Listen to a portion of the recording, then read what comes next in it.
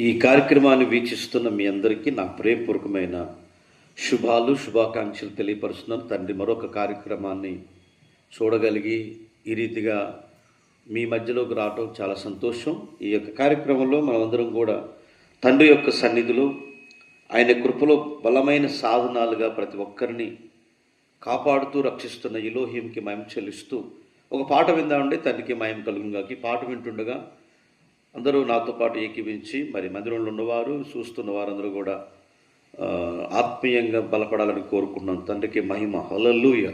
ఒక పాట విందాం. తండ్రికి మహిమ కలుగునుగాక.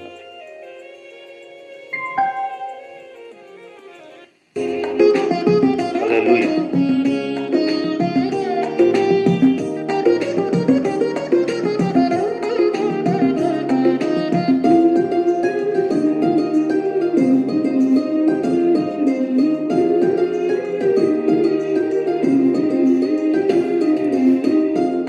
సదాకాలము నీ యందే నా గురి నిలుపుచున్నాను. సదాకాలము నీ యందే నా గురి నిలుపుచున్నాను. అక్షయ కిరీటము పొందాలని అనుక్షణం నిన్ను స్తుతింతును. పొందాలని అనుక్షణం నిన్ను స్తుతింతును. ఆరాధన ఆరాధన మెస్సయ్యా నీకే నా ఆరాధన. ఆరాధన ఆరాధన మెస్సయ్యా నీకే నా ఆరాధన. సదాకాలము నీ యందే మా గురి నిలుపుచున్నాను.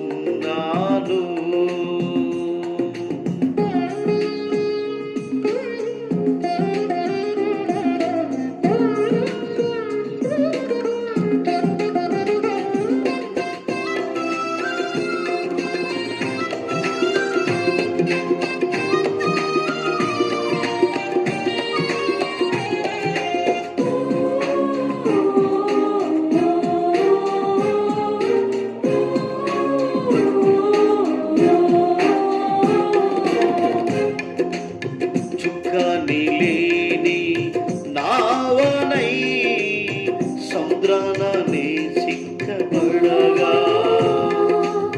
చుక్కని లేని నావనై సముద్రాననే చిక్కబడగా, నాదరి చేరి ఈ ధరలోన నీ దరి నడిపించినావే. నాదరి చేరి ఈ ధరలోన నీ దరి నడిపించినావే. ఆరాధన ఆరాధన మెస్సయ్యా నీకే నా ఆరాధన. ఆరాధన ఆరాధన మెస్సయ్యా నీకే నా ఆరాధన. సదాకాలము నీ యందే నా గురి నిలుపుచున్నాను.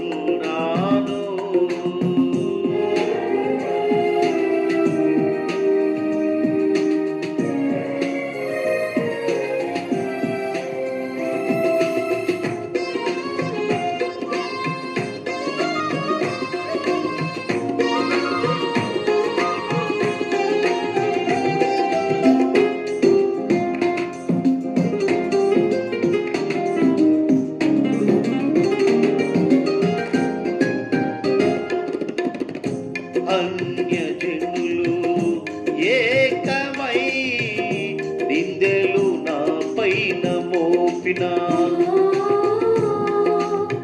అన్యజనులు ఏకమై నిందెలు నా పైన మోపిన, నిందెలు పాపి నన్ను ఆదుకోని విడువని కృప చూపినావే. నిందెలు పాపి నన్ను నన్ను ఆదుకోని విడువని కృప చూపినావే. ఆరాధన ఆరాధన మెస్సయ్యా నీకే నా ఆరాధన. ఆరాధన ఆరాధన మెస్సయ్యా నీకే నా ఆరాధన. సదాకాలము నీ అందే నా గురి నిలుపుచున్నాను.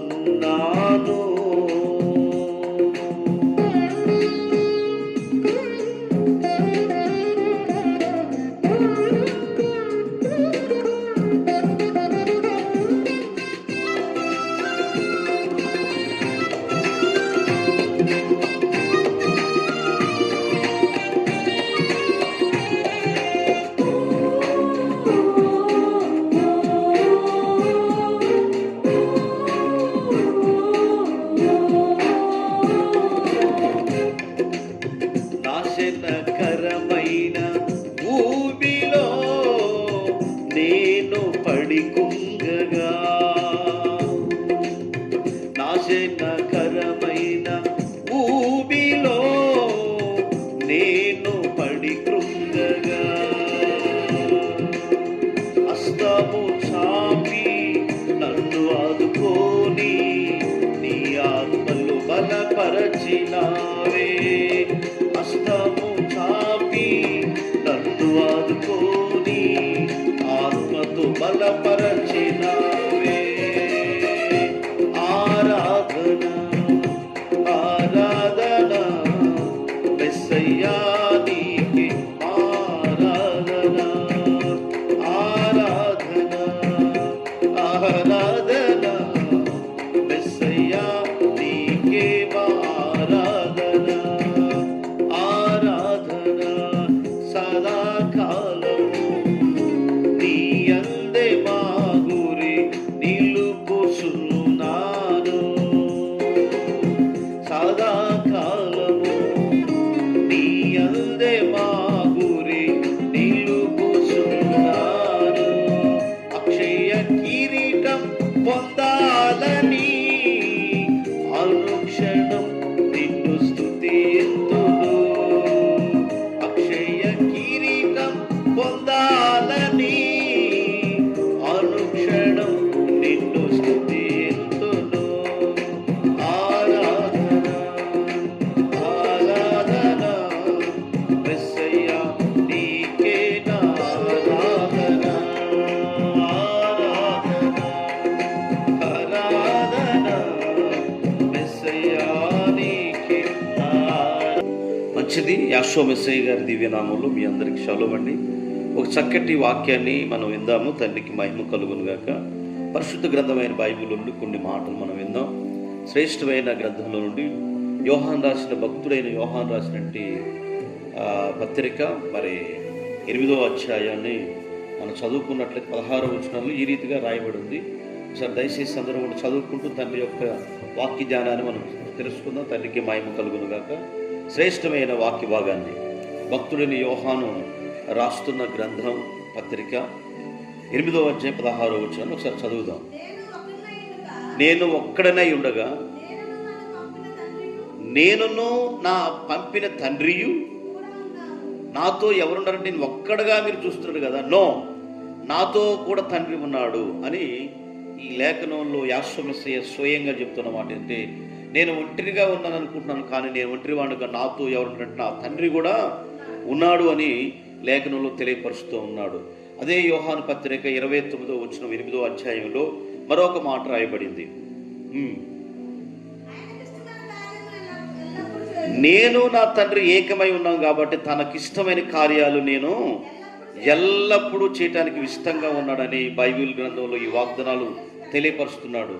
నేను ఎల్లప్పుడూ నా యాషో మెస్సయ్య చెప్తున్న మాట ఏంటంటే, నా తండ్రి నాతో ఉన్నాడు కాబట్టి మీ ఇద్దరం ఏకమై ఉన్నాం కాబట్టి తనకిష్టమైన పనులు నేను చేస్తానన్నాడు. ఏ కుమారుడైనా ఇష్టమైన పనులు చేసినప్పుడు తండ్రి ఎంతో సంతోషిస్తాడు. ఈరోజు తన ప్రియ కుమారుడు యాషో మెస్సయ్య వారు యావేకి ఇష్టమైన పనులు ఏంటంటే, ఆ కార్యాలన్నీ భూమి మీద ఒక మంచి కార్యాలు చేస్తున్నప్పుడు ఆయన తండ్రి ఇష్టపడుతున్నాడని బైబిల్లో రాయబడింది. కనుక ఈ 29వ వచనంలో మరొకసారి చదివినట్లయితే, తనకిష్టమైన కార్యములు నేను ఎల్లప్పుడూ చేస్తాను. కనుక ఆయన నన్ను ఒంటరిగా పెట్టి ఇష్టమైన కార్యాలు చేసినప్పుడు ఆ తండ్రి నన్ను ఒంటరిగా విడిచిపెట్టేవాడు కాదని ఈ లేఖనాల అర్థం తెలియపరుస్తుంది. కాబట్టి ఎప్పుడు ఒంటరి వాడని మనం చాలా మంది అంటారు, కానీ ఒంటరి వాడు కాదు అని ఈ లేఖనం చదివిస్తుంది. యెషయా గ్రంథం 51వ అధ్యాయం 2వ వాక్యంలో మరొక మాట రాయబడింది. అతన్ని ఒంటరి అయి ఉండగా నేను అతన్ని పిలిచినని ఆశీర్వదించి అతన్ని ఎక్కువ జనాభా అయినట్లుగా నేను చేసేదని అంటాడు. ఒంటరిగా ఉన్నప్పుడే అందరూ కూడా ఒంటరిగా ఉన్నట్టు పిలుస్తాడమ్మా బాబు మిమ్మల్ని పిలిచేది రాండి అని పిలిచాడు. కానీ వాళ్ళల్లో ఎక్కువైనట్లుగా జనసంఖ్య అయినట్లుగా ఆ రోజు యాకోబును పిలిచి యాకోబుతో మాట్లాడి యాకోబును నియమించి ఇజ్రాయేలుగా మార్చినట్టు సర్వోన్నతుడే గొప్పవాడై ఉన్నాడు. హల్లెలూయా. మంచిది. యోహాను సువార్త 16:32 వచనంలో మరొక మాట రాయబడింది. నన్ను ఒంటరిగా ఇడిచిపెట్టలేదు,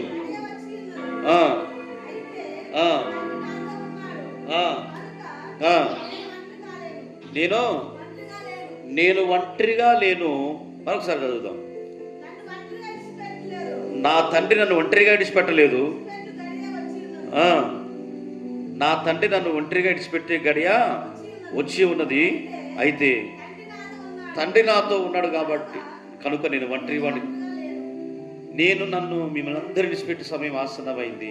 కానీ నేను మరణించిన ఆరోపణ పైకి వెళ్ళేటప్పుడు నేను ఒక్కడే అనుకుంటున్నాను. కానీ శిశువులారా, కానీ నేను వెళ్ళవలసిన గడియ వచ్చింది కాబట్టి వెళ్ళిపోతున్నాను. కాబట్టి నేను ఒంటరి వాడిని కాదు, నాతో నా తండ్రి ఆత్మ నాలో నాతో ఉన్నదని యేసు మెస్సయ్య చెప్తూ ఉన్నాడు. కనుక యెషయా గ్రంథం 62వ అధ్యాయం 22వ వచనంలో 60వ అధ్యాయం 22వ వచనంలో మరొక మాట, వారిలో ఒంటరి అయిన వాడు 1000 మందగును, ఎన్నిక లేనివాడు బలమైన జనమగునను. ఎన్నిక లేనివాడు ఒంటరి అయినవాడు గొప్ప జనంగా ఉంచడమే కాకుండా ఒంటరి అయినవాడు 10,000 మంది కంటే సమానంగా 1000 మందితో సంఖ్య తీసుకొని వస్తారని చెప్పేసి యేసు మెస్సయ్య వారు గురించి రాయబడింది. ప్రియ సహోదరి సహోదరులారా, నువ్వు ఒంటరిగా ఉన్నావేమో, ఒకవేళ నువ్వు ఒంటరిగా బాధపడుతున్నావు ఈ రాత్రికాల సమయంలో, నిన్ను ఆయన ఒంటరిగా విడిచిపెట్టేవాడు కాదు, నువ్వు నమ్మినట్టు సత్యవంతుడు గొప్పవాడని లేఖనంలో రాయబడింది. చివరిగా కీర్తనల గ్రంథం 4వ అధ్యాయం 8వ వాక్యంలో మరొక మాట రాయబడింది. నేను ఒంటరిగా ఉండినను నీవే సురక్షితంగా నివసింపజేస్తూ కాపాడుతావు అంటున్నాను. కనుక ఎందరైతే ఒంటరిగా ఉన్నారు, భర్తలు కోల్పోయి భార్యలు కోల్పోయి పిల్లలు అనాథులుగా చేసినట్టు ఎంతమంది ఉన్నారు వాళ్ళు అంటున్నారు. వాళ్ళందరూ కూడా బాధలో ఉండొచ్చు. కానీ అంటున్నాడు పరమ తండ్రి, నువ్వు ఒంటరి వాడు కాదు, నేను నీకు తోడై ఉన్నాను, నిన్ను బలపరచువాడు నేను. కనుక మీరు 1000 మందితో సమానం అని చెప్తున్నా కాబట్టి మీరు ఒంటరి వారని ఎడవకండి. ఆయన సిద్ధంగా నీకు తోడుగా ఉండి ఆయన ఆత్మస్వరూపుగా నీకు కష్టాల్లో బాధల్లో నిన్ను ఓదార్చడానికి ఆయన కన్నీళ్లు ఓదార్చడానికి యేసు మెస్సయ్య తోడుగా ఉండి నీ ఆనందింపజేయడానికి నీకు ఆయన రానున్నాడు. కాబట్టి అట్టి కృపాదన్నిత వాక్యమైన బిడ్డలు దీవించుగాక. మహాగణుడైన తండ్రి పరిశుద్ధుడా, ఈ వాక్యమైన బిడ్డలందరినీ ఆశీర్వదించి ఎవరైతే ఒంటరిగా ఉన్నారో వారికి తోడుగా ఉండి నాయన వారు నడిపించండి తండ్రి. నైనా ఒక తండ్రిగా తల్లిగా పిల్లలుగా తోడై ఉండి ఆ ఓదార్పును దయచేసి కృప చూపించమని, శ్రమల్లో కష్టాలున్న వారు నడిపించమని ప్రార్థన చేస్తూ యేసు మెస్సయ్య గారి నామం ద్వారా అడిగి వేడుకుంటున్నాం తండ్రి. ఆమేన్. మీ అందరికీ హృదయపూర్వకమైన షాలోమండి కార్యక్రమాన్ని అనేకులకు తెలియపరచవలసిందిగా కోరుకుంటున్నాను. తండ్రికి మహిమ కలుగును గాక. కార్యక్రమంలో ప్రతి విషయాన్ని బట్టి తండ్రిని ఘనపరిచే వ్యక్తులుగా ఉందాం.